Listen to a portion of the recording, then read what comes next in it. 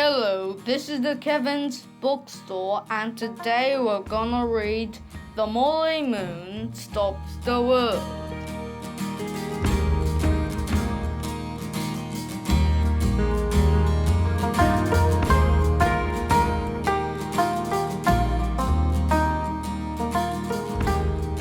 Chapter 4. All her life, Molly's home had been a dump, but recently the dump had been given a facelift. Now Happiness House was completely different inside. For instance, the oak-panelled sitting room, which for so long had been a drafty assembly hall, had new rugs on the floor and pictures on the walls. Comfy armchairs and sofas and tables with books on them filled it. A log fire that was always lit in the daytime kept it warm. It smelled of beeswax polish, and today it looked very pretty with pink apple blossoms in vases, taken from the wild orchard just outside Hardwick Village. At one end stood a ping-pong table and at the other a trampoline. After Molly, Rocky, and Mrs. Trinkleberry had put away the groceries, it was time for lunch. Mr. Nookman stood in the dining room behind the food counter, with the steam from hot vegetables, sausages, and potatoes wafting up into his face. He looked 10 times better than he had when Molly first knew him. His face was much slimmer, with visible cheekbones, and it had a healthy ruddy complexion. His eyes had whites that were white, not yellow and bloodshot, and his bald pate was shiny and clean. Today he was wearing a pair of baggy grey flannel trousers and a blue zip-up cardigan with a thick red stripe down the back of it.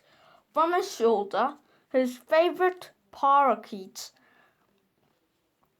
Chicken Ticker, whistled merrily occasionally, hopping sideways to give him a friendly peck on the ear. All in all, the new retrained Nookman was happier than he had ever been in his life. He put 3 perfectly cooked sausages that he had been saving onto Mrs. Trinkleberry's plate. "Would you like beans, my dear?" he asked her in a strange German accent, actually an accent that Molly had hypnotized him to have. "Oh, thank you, Simon," she said as she folded a napkin for him into the shape of a bird. After lunch, everyone crowded into the small TV room. Mrs. Trinkleberry sat in the armchair, and everyone else found a beanbag or a slice of floor to sit on. Nookman shook the old video machine to get it working, and Mrs. Trinkleberry's film, The Sighing Summer, began. Apart from an interval when 3 of Jerry's mice escaped from his shirt, everyone was glued to the film for 2 hours. As the final scene played itself out, with Gloria Heelheart throwing herself off a cliff into the sea, Mrs. Trinkleberry wept, and Molly reached into her pocket to find her some tissues. Rediscovering the letter Petulia had brought her, Molly slipped out of the room to read it.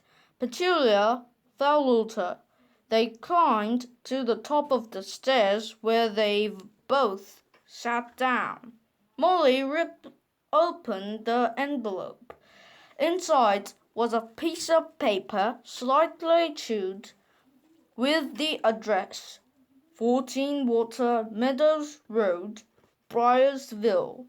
Underneath, in green ink, was a message that made Molly's heart flutter with excitement and at the same time filled her with relief. Friday. Dear Molly, sorry not to be in touch before now, but I've been in the hospital as I had an accident. Don't worry, I'm all right. Although for a while it was touch and go. I'm back home and would like to see you. I'll tell you all my news. But more importantly, I'm longing to hear about your adventures with hypnotism. Also, there is something rather important that I would like you to do. Why don't you come for a tea on Sunday at 4? I'll see you if I see you. Hope I do. Perfectly punctually. Best wishes, Lucy Logan. Wow, how about that, Petulia? Molly said, giving her a squeeze. She was really pleased. At last, she was in touch with Lucy Logan again. Molly couldn't wait to see her. She wondered to had made her hand in her notice at the library, and she still thought it odd that Lucy hadn't called her. But perhaps she'd been in the hospital all this time. Molly remembered how she'd had been drifted like a snowflake into the library in the dead of night on Christmas Eve to return the mysterious book of hypnotism as Lucy had hypnotized her to. Lucy had woken her from her hypnotic instruction with the word perfectly punctually. Molly smiled as she read the same words in Lucy's letter. Molly wondered what Lucy could want her to do. She wanted to thank Lucy, to tell her about New York, and to talk hypnotism with her. There was one other big reason, too.